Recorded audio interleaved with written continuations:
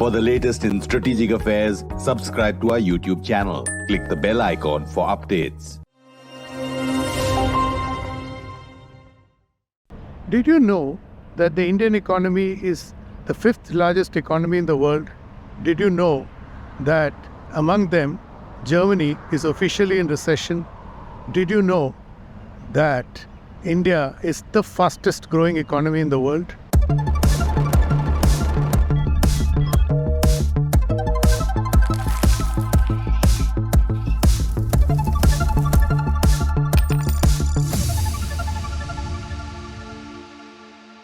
Hello and welcome to another edition of Capital Calculus. I am your host Anil Padmanabhan. Last week, India put out its official growth numbers. They surprised on the upside. As a result, the Indian economy grew at 7.2%, higher than what was estimated earlier. Coincidentally, the same week saw two global investment banks, Morgan Stanley and Amundi, put out independently two reports arguing that this was India's most transformative decade. Further, they claimed that India's best was yet to come. To understand why and more, we spoke to Saugata Bhattacharya, the chief economist at Axis Bank. I began by asking Saugata, was he also equally surprised by the GDP numbers? So definitely surprised relative to market consensus numbers. We were on the higher side. So Axis Bank was forecasting a 5.7% growth, but even we were surprised. And there are reasons, because what we had considered, and this surprise was across the segments, the sectors. We were closer, but even we got surprised. We know that, compared to the second advance estimates that were put out in February, there were certain sectors that had done well. But overall, these are very strong numbers. And remember, it's not just the GDP, the headline GDP number, the GVA number, the gross value added, which is actually which measures the economic activity, that was even stronger at 6.5. So Gato, this is a remarkable performance, given the inclement conditions that the world is facing in general, and India too is part of that. Like Taleb calls it the polycrisis moment. So how did India pull this off? So multiple reasons. My guess is, in order of priority, one part was services exports. So India's services exports, as you know, in FY23 has remained very, very high. And this is despite, so this is this coincident benefit that India got. So even as, and remember, it's not just the IT services. We have always been known for very strong IT exports, but this is now expanding across multiple other services segments, business management, business, etc. services. So this is expanding. I presume that one of the reasons is that because of the tech budget cuts that are underway in the developed markets, that's an incentive to shift some of these services to a much lower cost geography, and India is obviously a large part of that. The second part is that we have seen is also manufacturing. So even manufacturing, although quite low, is much higher than what the earlier NSO and we had estimated, say in February. The manufacturing growth had expanded. The third part that is coming in, which is leading to this higher services, higher GDP growth, is much higher than expected agricultural performance. So from what we have seen in the press release that had come in, so multiple sectors, it's not just the actual cereals, food, etc. So horticulture, animal husbandry, eggs, meat, fish, etc. So all of that has done much better than we had earlier expected. Finally, I think construction. So construction also, although we have been hearing that growth, acceleration, momentum in the residential sector, particularly the lower cost housing markets, had been slowing, but even the construction segment, presumably led in large part by the infrastructure spending, construction has also done well. Incidentally, other than these sector momentum, the surprise that had come in from these, Another part that has contributed to the higher growth is lower than expected the GDP deflator. Remember, GDP is calculated from the nominal, then with an application of the deflator, it's brought down to the real GDP. What we had earlier estimated in terms of a combination of CPI and WPI inflation, the GDP deflator came in even lower than that. So this is the constellation of factors that has led to some of this, the higher growth that we have seen. So got a quick follow-up, or rather obvious follow-up, that from what you just said, is the Indian economy finally beginning to fire on all cylinders, as opposed to, it's traditionally that it has been driven by one sector or the other? It's becoming more broad-based, but I would hesitate to be in complete concurrence with you on this. So because one part that you have seen, and that's also a puzzle, I'll come to that, is the very low rate of growth of private consumption.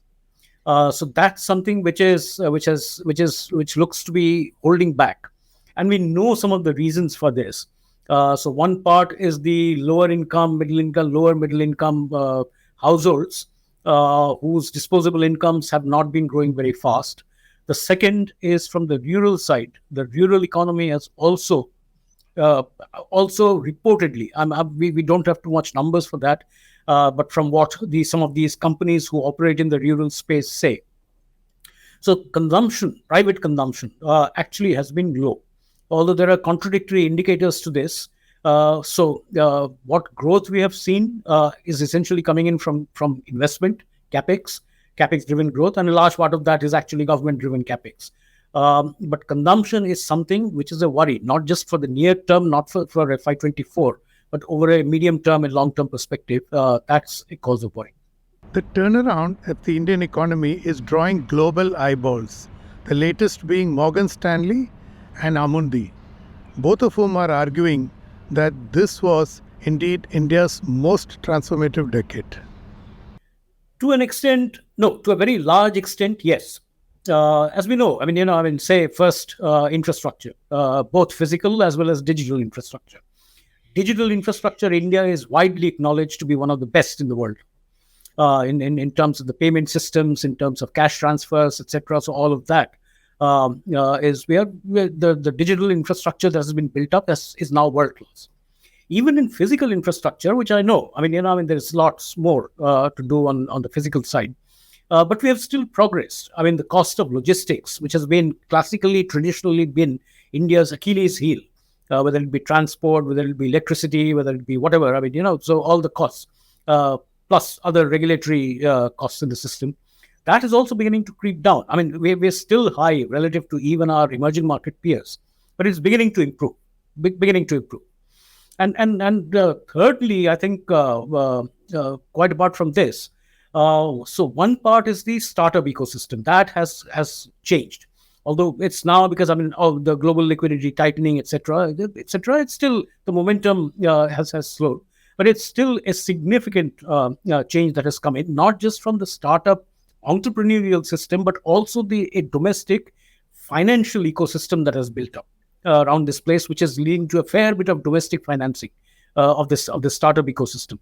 So I think all of these is now creating a sense and greater private sector participation in some of the high-tech industries, etc. One other thing that is not so widely talked about is that we talked about services exports in the beginning. So services graduating from a back-end provision of services, the IT, call centers, etc., towards a more mid-office level system. With all the data analytics, the MIS, risk management, etc. Now we seem to be at the forefront of the front office segments of the developed market companies.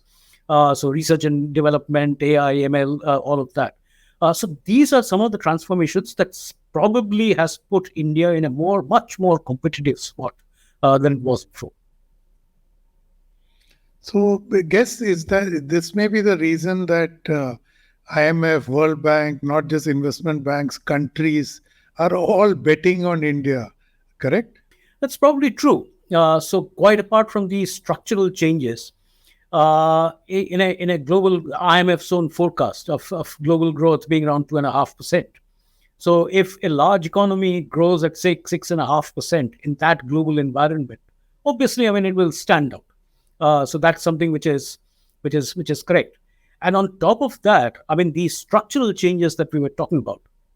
So these structural changes probably is the part that is likely to lend some amount of sustainability in the 6.5% growth. The question now, other than what global perceptions, etc., are.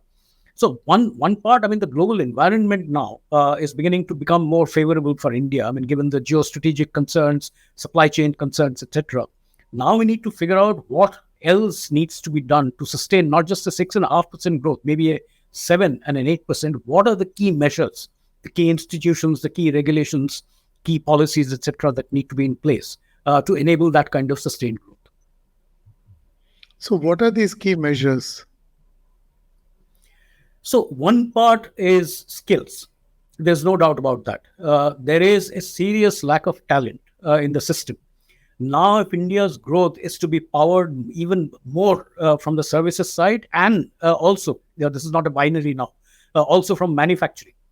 So the amount of skills that are needed now, the talent, that's something which is in short supply. Remember, this is a global phenomenon. This is not just India. Yeah, this is a global phenomenon. But in India, I mean, to sustain a 6.5% growth, and remember that 6.5% growth is also servicing some part of the developed markets in the system. So, given that, I think that's one thing that we need to really fix. My second point is, I think from a consumption perspective, so that's part of the supply. From a demand perspective, we need to now seriously think on how best to broad base the demand, because my sense is, and backed by a fair bit of data on this, that this is increasingly concentrated in the top 1 or 2 or 3 deciles. And how this needs to be broad based, I think, is also very, very important. One means of widening the base is through economic empowerment.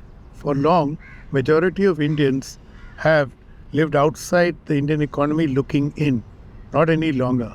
The NDA has pursued the access to electricity, cooking gas, housing, drinking water on mission mode. So it's not surprising then that they have managed to lift 415 million people out of poverty.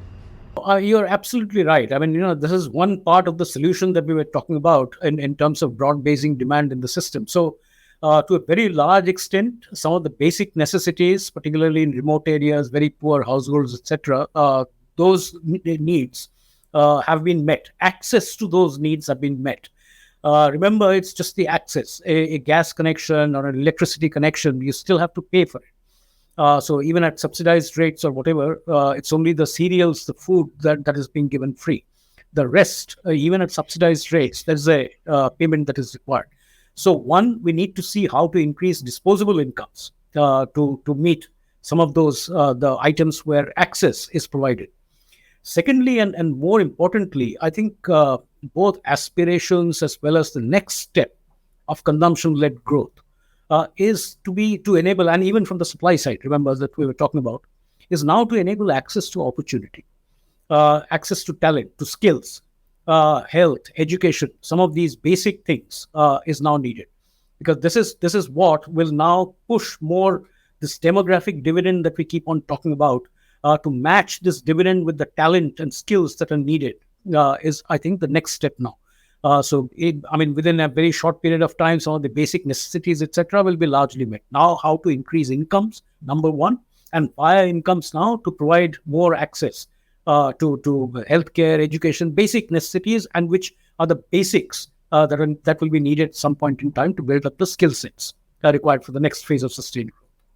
The good news then is that India has entered a new growth phase, one in which the poor are no longer the largest cohort. The world is betting on India's success. But going forward is not going to be easy. It will require a lot more of heavy lifting and political stability. It is time for the Indian voter to stand up and be counted. Thank you for watching. Don't forget to subscribe to Strat News Global on YouTube. Hit the bell icon so that you don't miss any updates. And please do share your thoughts, ideas and suggestions with us. I'm available on Twitter at Capital Calculus. I'll be back next week with another episode. Till then, stay safe.